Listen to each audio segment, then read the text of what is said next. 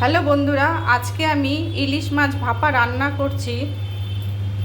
প্রথমে কড়াতে তেল দিলাম, তারপর ইলিশ মাছগুলোর মধ্যে সর্ষা দিয়ে এবার একে একে তেলের মধ্যে দিয়ে দিব। দেখো বন্ধুরা, সর্ষা দিয়ে তেলের মধ্যে দিয়ে দিলাম এক এক করে মাছ।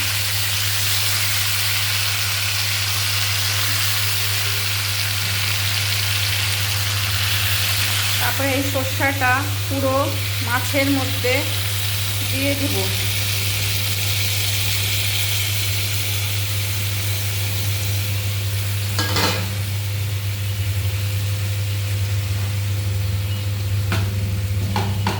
তারপর এগুলোর মধ্যে লঙ্কা দিয়ে ঢেকে দিব।